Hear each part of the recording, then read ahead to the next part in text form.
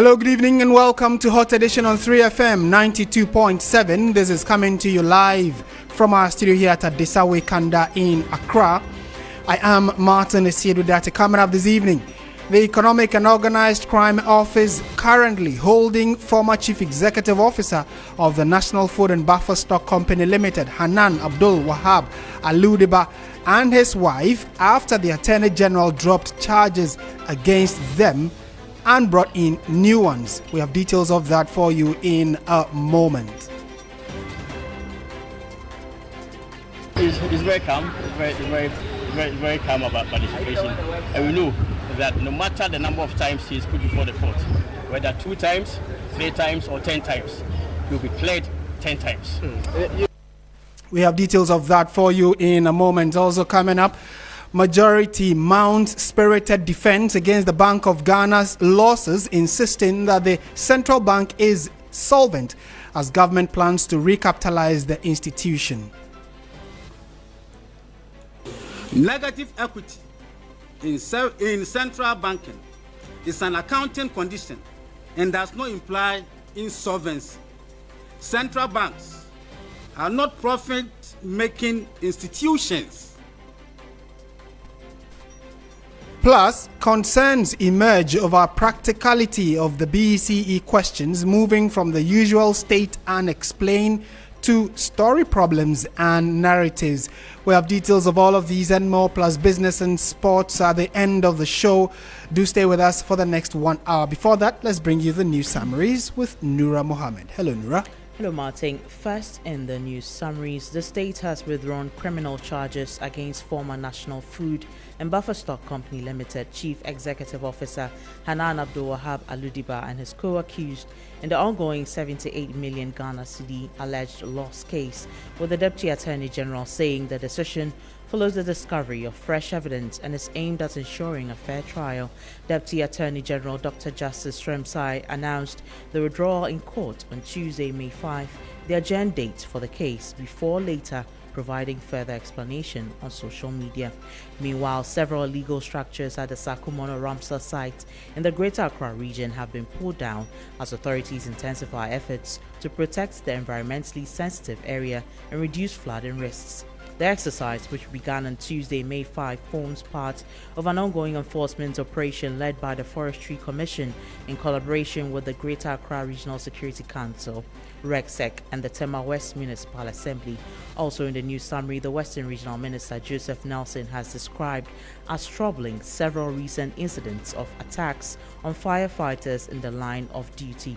According to him, firefighters are not just emergency responders, but men and women who risk their lives to safeguard lives and property from fire destruction. Any attack on them while discharging their mandate, he said, is a sabotage of public safety. Also, Municipal Chief Executive for Shama in the Western region, Paul Otus Dentu, has expressed shock that some aggrieved youth of Nyankrum blocked their road despite being aware that the contractor is still on site. On Monday, however, some youth with the support of commercial drivers set portions of the 1.5-kilometer stretch ablaze using tires and other materials, effectively blocking the road and disrupting both vehicular and pedestrian movement. And finally, residents of Wejagbawe have staged a demonstration over the continued closure of a fully furnished children's specialist hospital, which they say has remained unused for 2 years after construction was completed. The protests focused on the Wejagbawe Children's Specialist Hospital, a 120-bed facility that residents believe could significantly improve access to pediatric health care if operationalized. That brings us to the end of the summaries. Over to you, Martin. Thank you very much, Noura, for those news summaries. Let's settle for the details of our stories. Now, we're starting from the courts, and the Economic and Organized Crime Office is currently holding a former Chief Executive Officer of the National Food and Buffer Stock Company Limited, HANAN ABDUL-WAHAB ALUDIBA, and his wife, FAIZA SEIDU WUNI. This was after the Deputy Attorney General, Dr. Justice Sremsai, withdrew charges against the former CEO and his wife in the 78 million Ghana cedi alleged loss The two, who were standing trial alongside others over their alleged involvement in the purchase and supply of foodstuffs under the National School Feeding Program, had pleaded not guilty to all charges.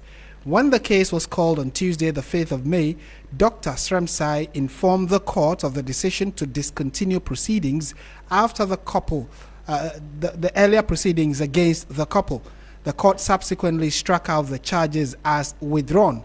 Dr. Sremsai later wrote this on social media, and I'm going to quote verbatim the key components of what was written on the Deputy Attorney General's social media pages. It says, and I'm quoting, "Following the discovery of fresh evidence, we have a while ago withdrawn from the prosecution of all the accused persons in the case of the Republic versus HANAN ABDUL-WAHAB ALUDIBA and 4 others.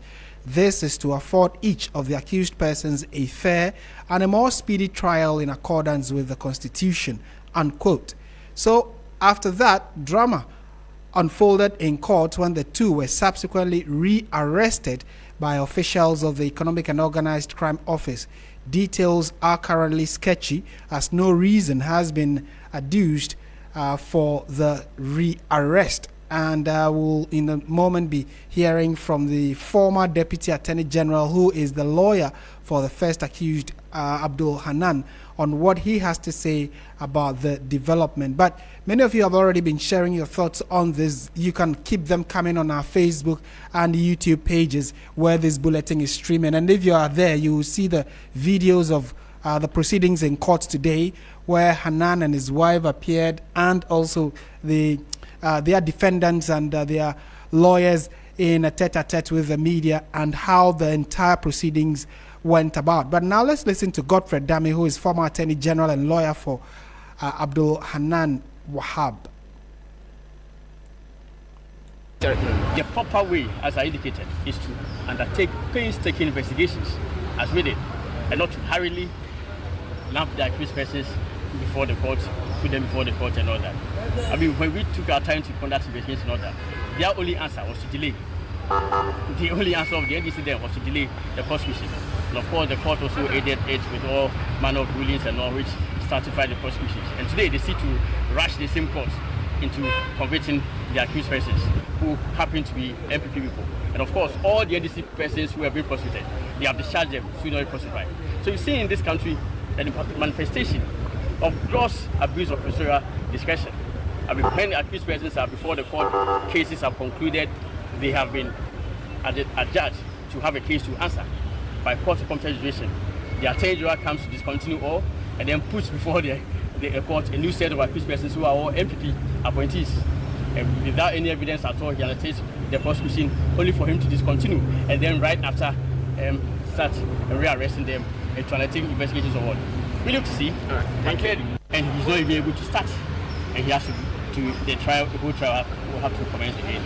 I mean, it's very calm. It's very calm about the situation, and we know that no matter the number of times he is put before the court, whether 2 times, 3 times, or 10 times, he will be cleared 10 times. And that is the deputy, the former Attorney General, I beg your pardon, is former Attorney General Godfred Dame, who happens to be the lawyer for the first accused, Hanan Abdul-WAHAB Aludiba. And so let's go to the phone lines now and try and get some further perspectives on this, get some legal positions on it, to see, first of all, what this means, this current strategy of saying that, well, all charges have been dropped, but, well, there are new issues that we have against you, so we want you to be rearrested and to stay and answer for them. Austin Bracco Powers is a private legal practitioner. Thanks for joining us, sir, and a very good evening to you. Good evening.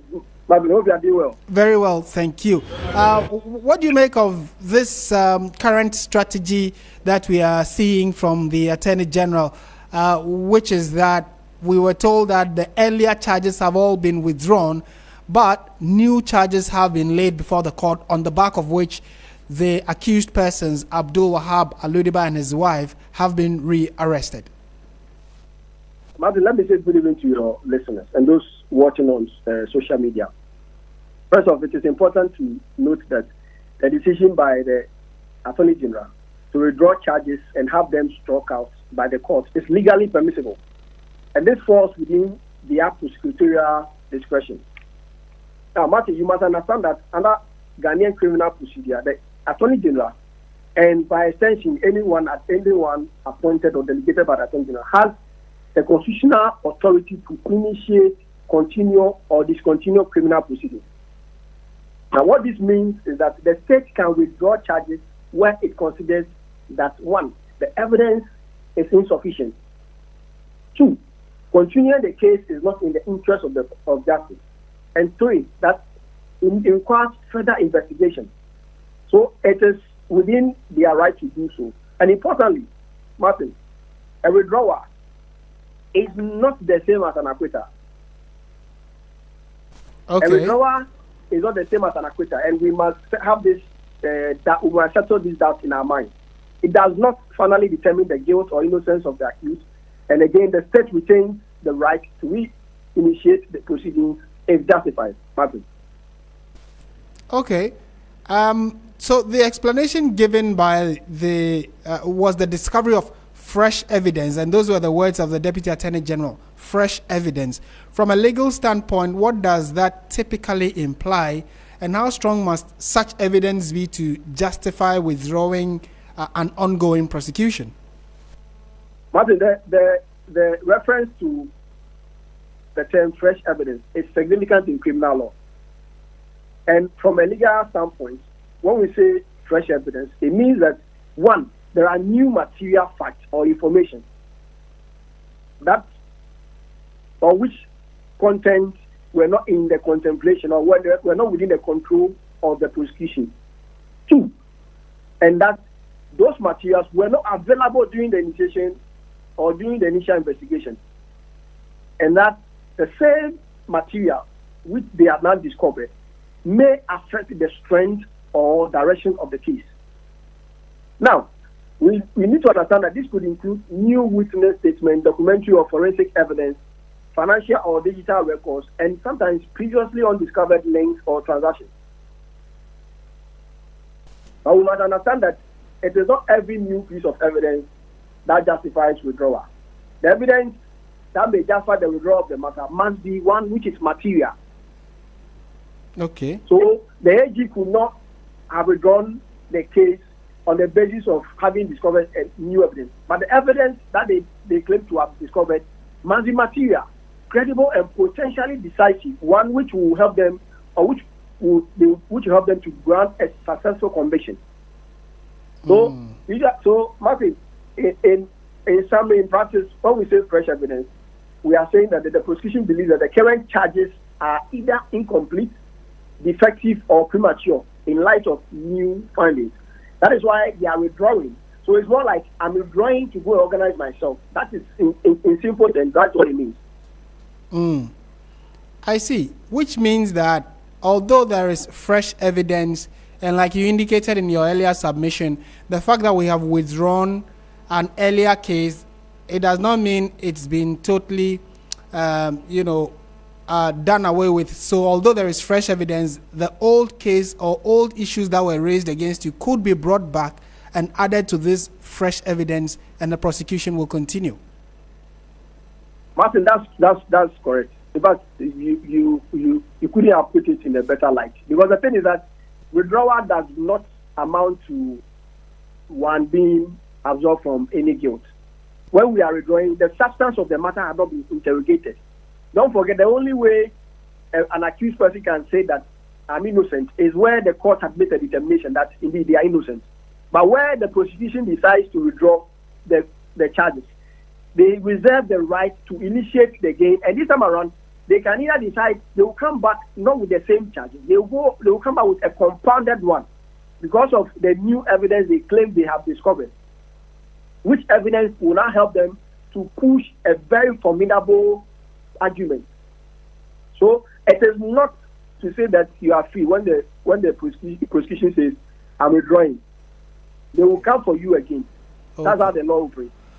But is it unusual, and especially the fact that there is an immediate rearrest how does the individual have any laws to find their way out of such a situation where, for instance, you are in court, the accuser says that, or the prosecution says that these issues we've brought, we are actually parking them aside, we have withdrawn them, however, we are bringing in fresh charges, and because of that, you have to be re-arrested. So your freedom is not guaranteed, and that immediate form of arrest, is there a legal way around for the accused?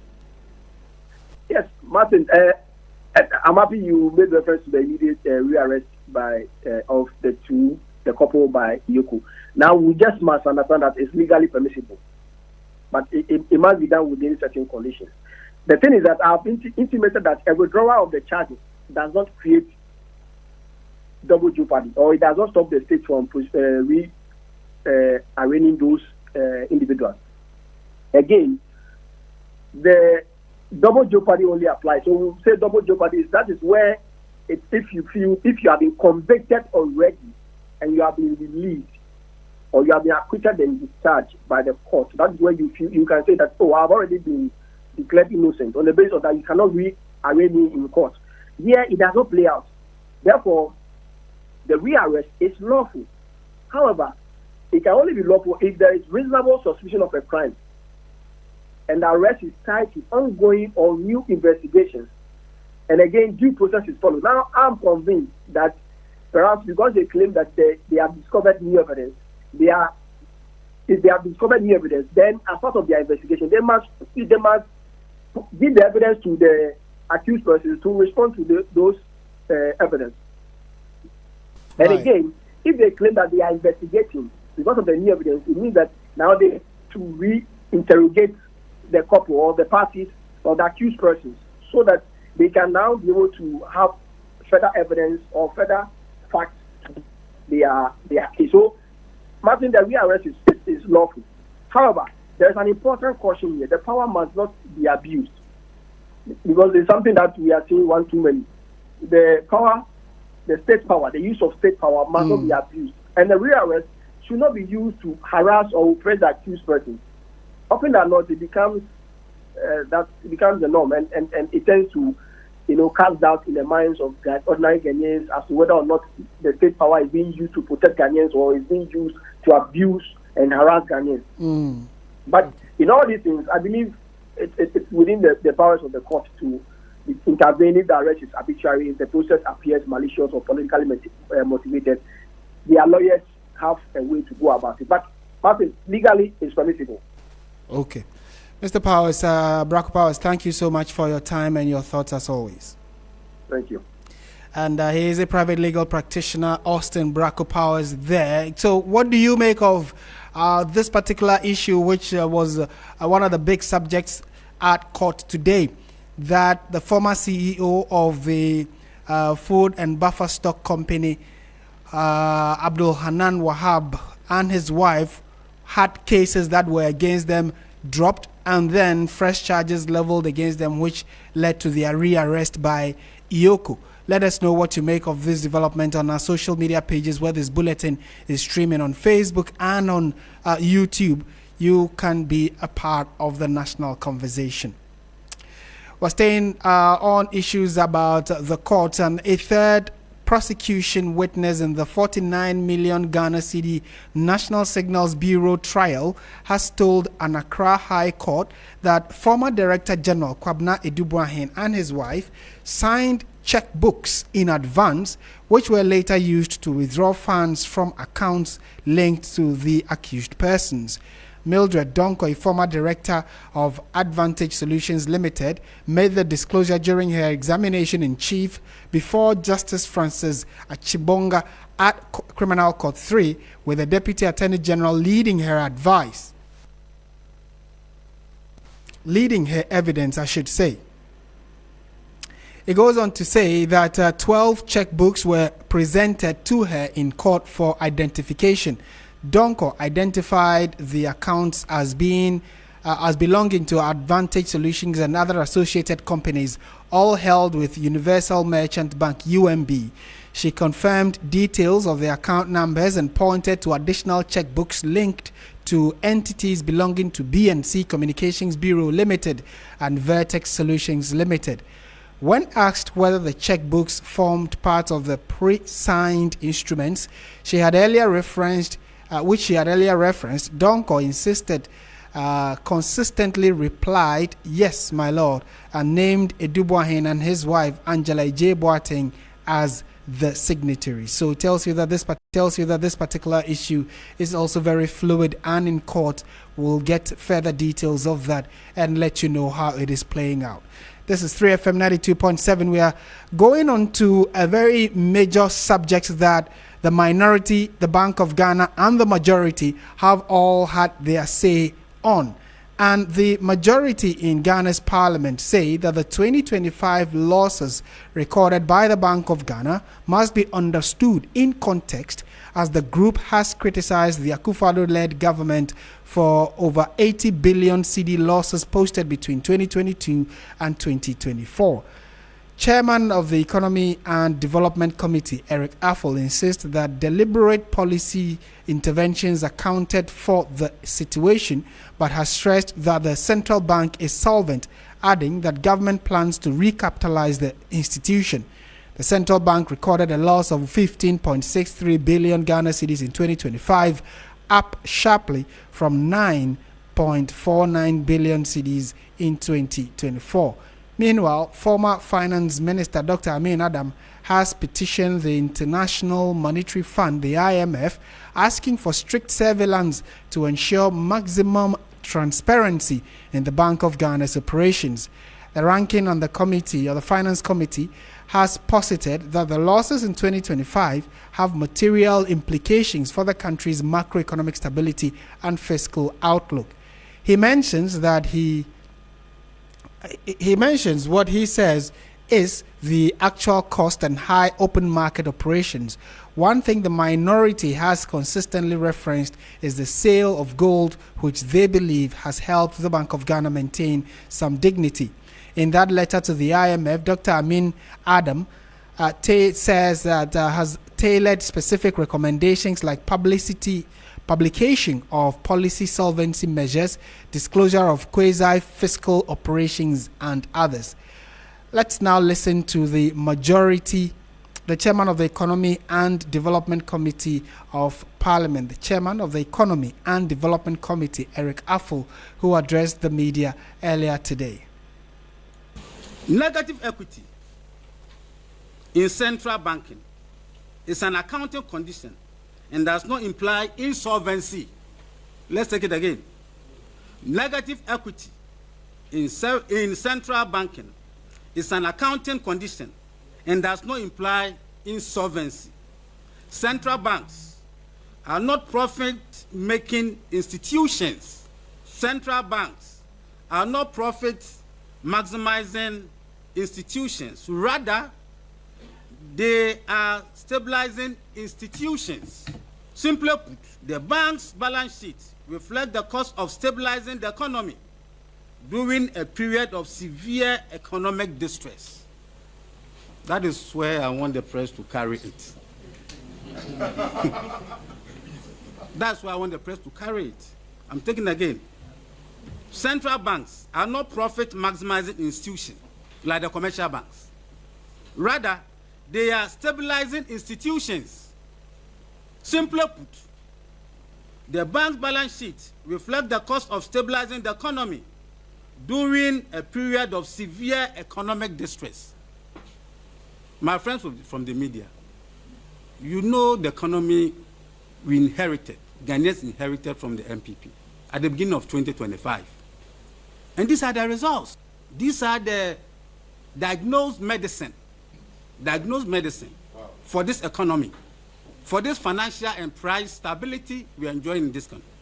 Between 2022-2024, the Bank of Ghana recorded cumulative losses of approximately 80.85 billion Ghana cedis in the era of the MPP. For instance, in 2022, the Bank of Ghana incurred a loss of 60.81 billion Ghana cedis, 10.55 billion in 2023, and in 2024, 9.49 billion Ghana cedi. This period coincided with one of the most severe macroeconomic crises in Ghana. Inflation, listen to me now, inflation surged at a peak of 54.13% in 2022 before declining to 23.84% by the end of 2024. The Ghana cedi experienced significant depreciation, reaching approximately 17 cedis to $1 by December 2024, representing a depreciation of about 19.7%. Gross national reserves stood at about $9.3 billion in 2024, covering 4 months of import cover of goods and services. At the same time, the bank's equity position weakened, recording negative 64.34 billion Ghana cedis in 2023, improved slightly to a negative 61 billion in 2024.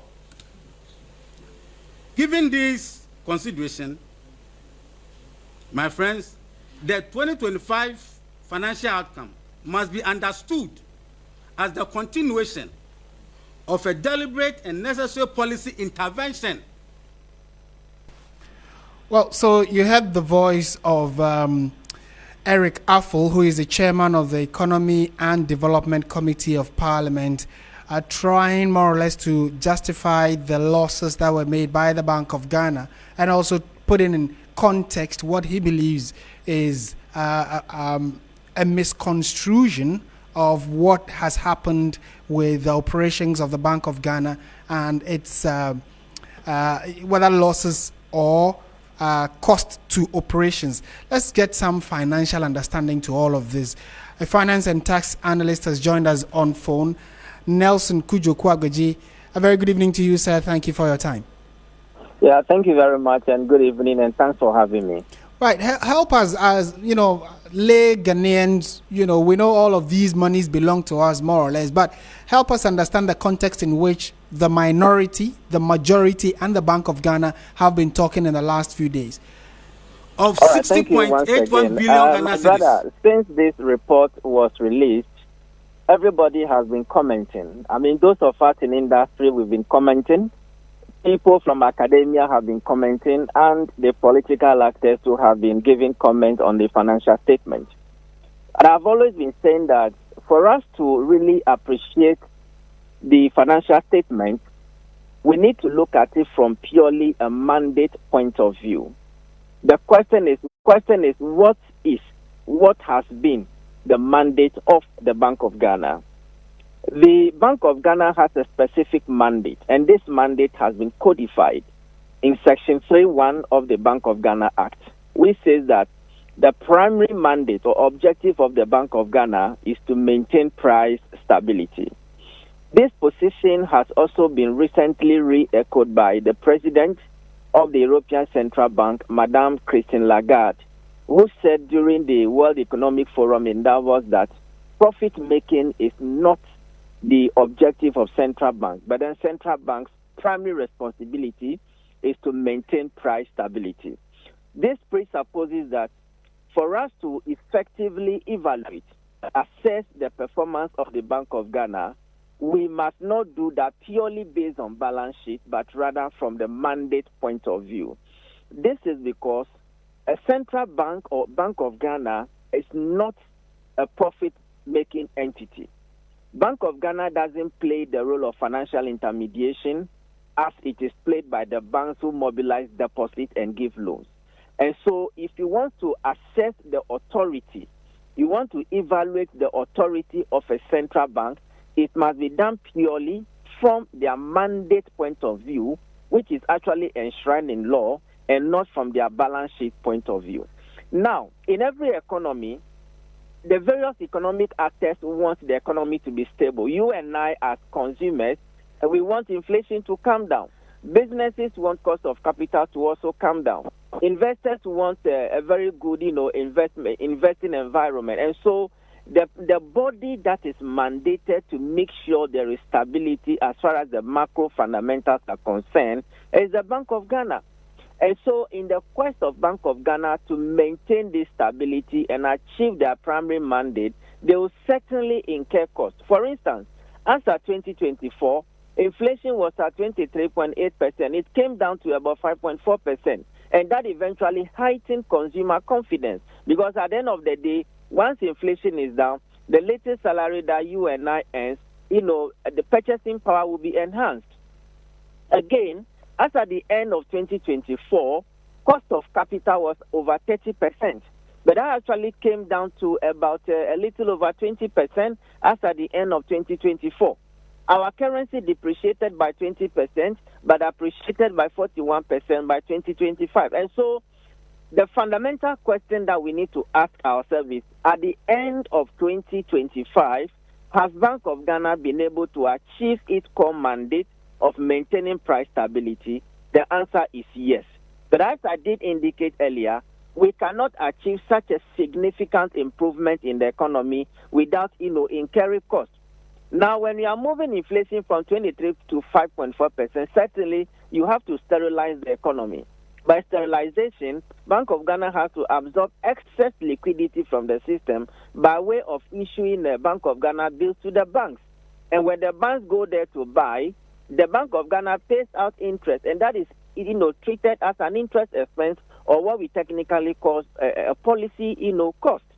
And so that is justifiable. So for me, from the analysis we have done, the losses made by Bank of Ghana is the inevitable cost of stabilizing the economy that actually inures to the benefit of all of us, businesses, consumers, government. In fact, government debt actually reduced from 61.8% to about 45.3% as a result of the appreciation of the cedi. And so from operational point of view, there is nothing wrong with Bank of Ghana declaring 15.6 billion as a result of their operation, because it was needed in order to tone down the temperature of the economy in terms of inflation. Right. Then again, our reserve was about $9.1 billion at the end of 2024, and that shot up to about 13.8%. It's as a result of the domestic debt exchange program. Again, as a result of the appreciation of the cedi, the foreign assets that were held by Bank of Ghana in foreign currency became worth less, and so there were some, accounting losses which were classified in OCI. And OCI, gains or losses are not real gains or losses. They are just accounting losses, because once the cedi stabilizes, we expect that, losses to reverse. And so for me, from purely a market point of view, and somebody who believes in the mandate of the Bank of Ghana to maintain price stability, I think the losses made by the Bank of Ghana are justifiable because they benefit inure to the economy. Right. Thank you for that foundation you have laid for this conversation. So I can then deduce that the losses which have become a bone of contention, the 15.6 billion Ghana cedis, are justified based on the current fiscal position of the country, the economy, the Bank of Ghana's reserves, etc. And so you are saying that this is standard procedure when you are talking about money in terms of the volumes and quantum we are discussing. It is standard procedure. Making losses is part of the operations of institutions like the Bank of Ghana and Bank of England, Bank of America. All of those state-owned financial institutions incur debt as part of their operations. That's what you're saying? Certainly, yes. That is exactly what I'm saying. And so that is why, if you want to look at it from purely balance sheet point of view, then it means that you are mimicking the central bank to commercial entities. Don't forget that we've started deteriorating our balance sheet since 2022. In fact, as at the end of 2022, we had a negative equity position of about 55 billion Ghana cedis. And that was, as a result of the domestic debt exchange program. You know that every year, Bank of Ghana loses about 13 billion Ghana cedis because about 50% of the interest that they have been earning were forgone as a result of the domestic debt exchange program. And so every year and then we will continue losing 13 billion Ghana cedis until those, government of Ghana bonds mature. Again, in 2023, we also incur about 66 billion Ghana cedis in terms of equity. So we have negative equity in 2023 as a result of OMO operation and the post-DDP effect. So 66 billion as at the end of 2023. Then when we came to 2024, the cedi actually depreciated. And as a result of the depreciation of the cedi, we actually made about 5 billion gains. And that actually reduced the negative equity from 66 billion to about 61 billion, Ghana cedis. Then in 2025, we made about 15.6 billion in normal operation and about 19.6 billion in OCI, giving us a total of about 35 billion Ghana cedis. That added up to the 2024 negative equity and currently bringing us to 96 billion, Ghana cedis. As I did indicate, these are inevitable costs of stabilizing the economy. Businesses have benefited, consumers have benefited, government as an entity have benefited, and even households have also benefited from the losses that the Bank of Ghana made. Yeah. Going forward, what is going to happen is that, number one, inflation is at 5.4, so we don't expect much sterilization this year. So we don't expect Bank of Ghana to incur that amount of money in terms of OMO operation. Secondly, as at the end of the first quarter, the cedi depreciated by 3.9%.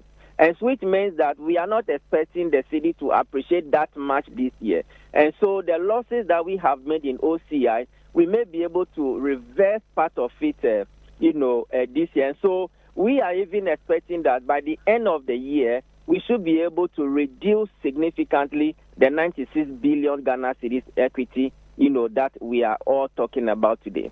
Right. Two final questions, then you can take leave of us. The concern has been the amount of money, 15.6 billion.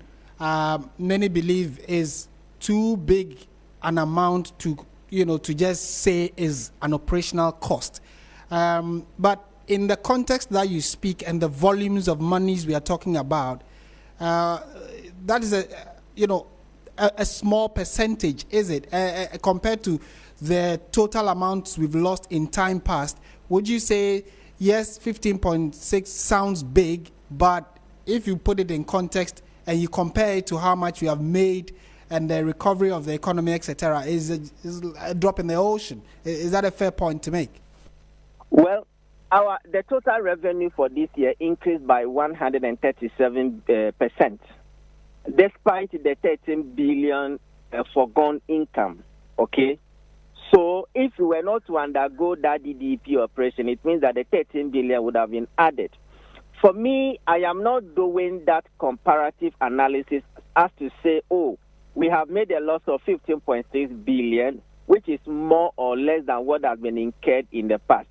The fact of the matter still remains that to the extent that Bank of Ghana has been able to achieve its primary mandate of stabilizing prices, for me, that is largely enough because we have all benefited from that. Imagine this economy being overheated. If you recall, even in December 2022, inflation was more than 50%.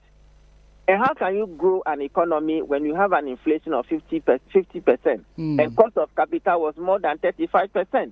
And so we should look at it purely from, the mandate point of view. In any case, nobody is saying that Bank of Ghana is not set up to be making profits, so they should continue making losses. No, that is not what we are saying. What we are saying that to the extent that the economy is stable, rating agencies are giving us favorable rating, and then business confidence is back, consumer confidence is back, investor confidence is back to the economy. That is largely sufficient. As to the issues of the balance sheet, as I did indicate, the 19.6 billion was in OCI, which can easily reverse when the cedi stabilizes. Then, of course, government of Ghana, through the finance ministry, can equally inject fresh capital to reverse the equity position of the bank. But the fundamental issue still remains that we now have an economy that is responding favorably to the policies of government, unlike the weak and fragile economy that we had in 2024. Right. And finally, we also, as part of this story, we've been told that the former Finance Minister Mohammed Amin Adam has petitioned the IMF for strict surveillance and supervision of our financial operations, especially because we are still under an IMF program hoping to exit anytime soon. What do you make of this decision to ask the IMF to be a bit more stringent regarding our financing? Well, I mean, Ghana is a sovereign country. We didn't only have a political independence, but I think we also had our economic independence and sovereignty. As for the political access, they can do whatever they want to do. We analysts, we stick to the data as it appears in the financials.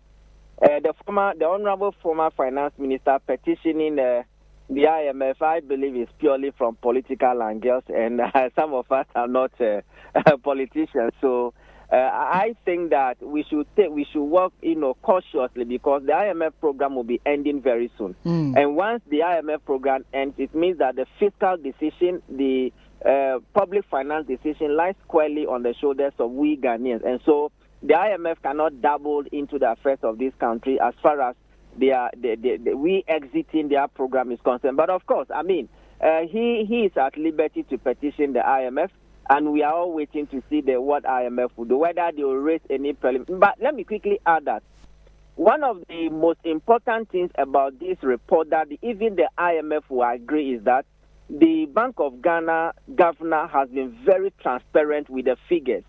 You realize that even the minority couldn't question the authenticity of the various disclosures in the account. Right. And so I think that is a mark of an ethical leader, and we need to give that credit to the governor, because the figures as they appear in the financial statement are not questionable. They reflect the reality on the ground and the reality of the position and performance of the Bank of Ghana. Right. As for what the political parties or the political actors will do, I mean, they will handle it at their end. But for us as analysts, we are looking at the figures the way it appears in the financial statement. Right. Thank you for your time and education. You've given us some Finance 101 lessons here. Thank you very much, Nelson. Thank you very much for having me. Right. He is a finance and tax analyst, Nelson Kujo Kwagbeji, there helping us understand, or at least get an idea of what's been going on regarding Ghana's financing, where the Bank of Ghana, the minority and the majority have all been sharing their thoughts on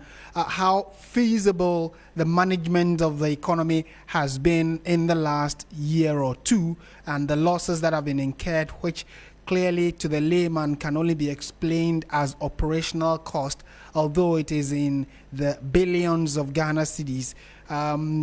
Not to do politics, but if you do compare it to 2022 to 2024, we're talking about 80 billion Ghana cedis losses which were made by the Bank of Ghana, and this time around it's just about 15 billion Ghana cedis. So it is quite a vast difference comparing the losses made under one administration vis-a-vis this administration. But the concern still stands.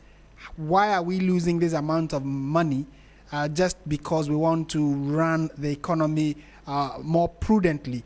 Well, the analysts say it is a step in the right direction, and the prudence by the current administration goes to justify why those losses are being incurred. And we can all see for ourselves the fact that the Ghanaian economy is responding favorably to not just the citizens, but to investors and the international community as well. This is 3FM 92.7. Stay with us. When we return from this quick breather, we'll be finding out how day 2 of the ongoing BECE across the country has been. This is 3FM. We'll be back in a jiffy.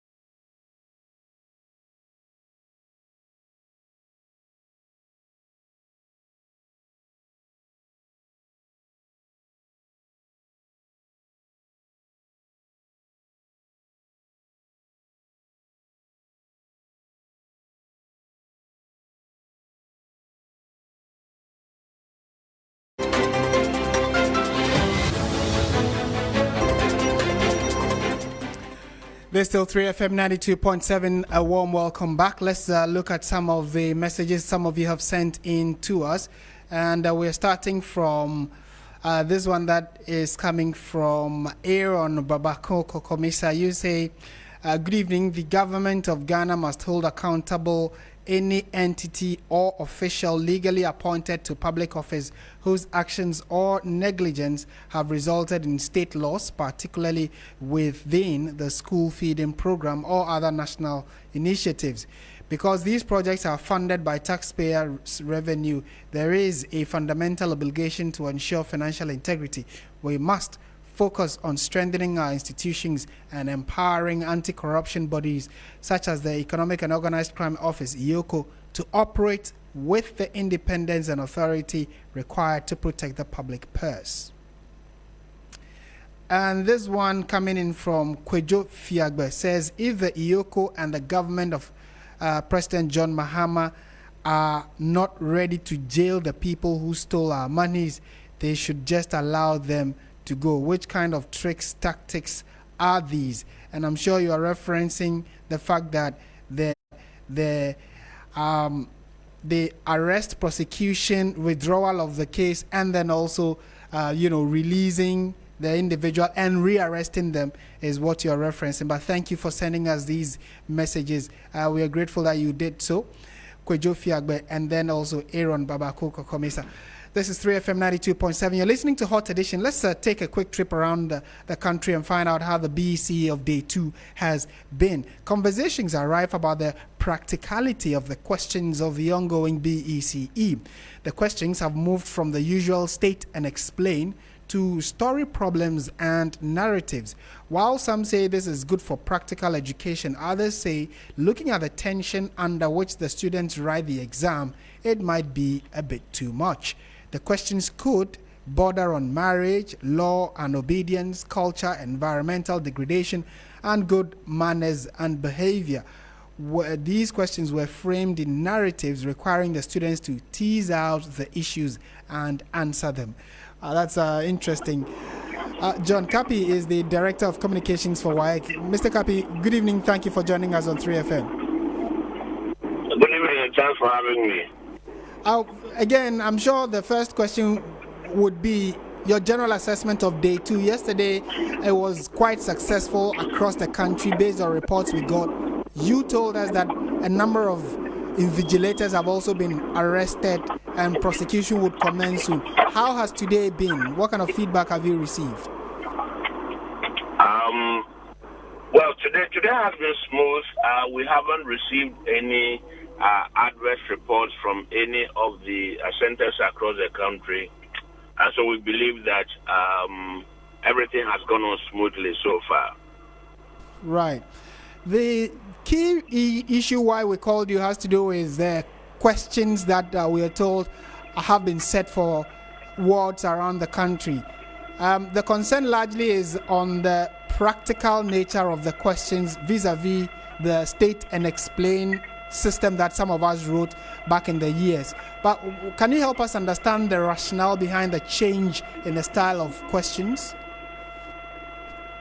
Okay, so I think that about 4 years ago, we explained that we're moving away from the old curriculum to what we refer to as a competency-based curriculum. This one calls for a certain level of creativity on the part of the candidates. It also calls for the candidates to be able to apply the knowledge that they have in a practical situation. And then they also should be able to, solve problems. I mean, just like you said in your intro, that they are more like story kind of questions, but then the children should be able to understand this and put them in context and be able to write. So at the end of the day, you are testing the child's ability to apply whatever they've learned and not necessarily depend on the rote learning that used to happen previously. Right. So it should be my understanding that we are moving away from the chew, pour to now thinking thoroughly and answering in a way for us to understand that you know what you're writing about and you understood what you were taught and understand the question as well. Is that it? Yeah, Absolutely, that is where we are going, because when we roll out the new curriculum for the senior high schools, that one is also going to be based on this practical nature of the questions, because we are gradually trying to tailor the curriculum towards a career path. And so if you start early and then get them to be this practical in their thinking, this practical in their answering of questions, then we are gradually guiding them towards their individual careers that they want to pursue going forward. Great. And you say it's been on for about 2 years now. What kind of results have you received in terms of this new introduction? How has it been compared to the previous era? Well, if you look at it, initially people complained a little because, of course, every new thing that is introduced has its teething problems. But once it's become something that is, come to stay, people are beginning to appreciate it, and gradually, we are beginning to give ourselves that picture of, coming across as what has been termed the 21st century, thinking skills or practical skills in answering questions. Right. And finally, is this just for the literacy component of the exams, or even the numeracy as well? You have where they need to explain and give reasoning behind the answers they give? No, this cuts across all the subjects that the candidates are going to write about. So it's not just limited to the literacy aspect, but they are going to come across these things in all the other subjects that they are going to write. Right, Mr. Kapi, thanks for the education you've given us on this. Pleasure talking to you. It's my pleasure. Right. John Kapi, Director of Communications at the West Africa Examination Council. So, personally, I think that it is a step in the right direction, where the pupils, instead of just learning 3 + 3 is 6, can now or are now required to explain why 3 + 3 is 6. If you can explain that, send it to us in the comment section, and we'll be happy to share with the rest of the world.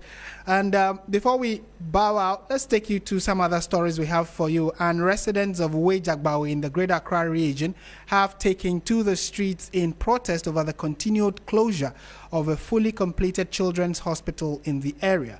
The facility, a 120-bed children's specialist hospital, has remained shut for nearly 2 years, despite being fully equipped and ready for use.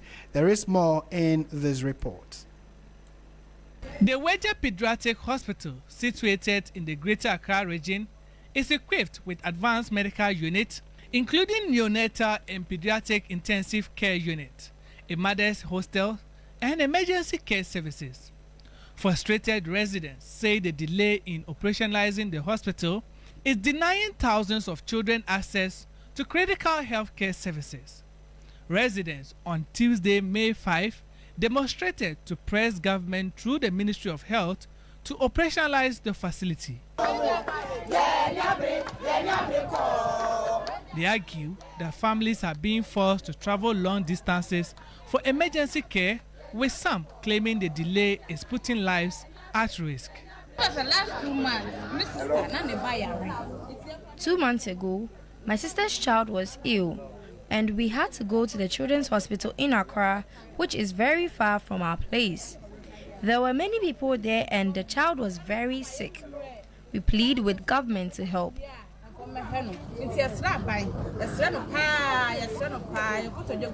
Some protesters also expressed concern over lost employment opportunities, insisting that the unopened facility could absorb trained health practitioners who remain jobless, while a fully furnished hospital sits idle. Everything we need is in the clinic, yet we have no idea why it is closed. We plead with the government to open it. The 120 specialized health facility, when operationalized, will be the largest children's hospital in Ghana. The demonstration adds to growing pressure on authorities to commission the project, with residents insisting that access to quality health care should not be delayed by political or administrative bottlenecks. And you heard that report there about a 120-bed children's specialist hospital in the Wejagbawe community in the Greater Accra region, which has been left unattended to, although it is fully ready and equipped to be used. So we'll follow up and see what government's position will be on this and update you subsequently. And before we go, though, the Public Accounts Committee says it has had enough of the "we've written to Iyoko" excuse. The chairperson, Abena Osei-Asare, is moving to shut down the vague stories assemblies often tell them when they are caught in financial mismanagement in the Auditor General's report. Her solution is to bring the investigators to the witness table. She says going forward, she wants Iyoko representatives right there in the room to fact-check some of the officials in real time. And that story, you can find details of it on our website, 3news.com. That's it for the bulletin. Thank you so much for listening. If you go to our website, 3news.com, you'll find many more stories there as well. My name is Martin Asiedu-Dartey. Bye for now.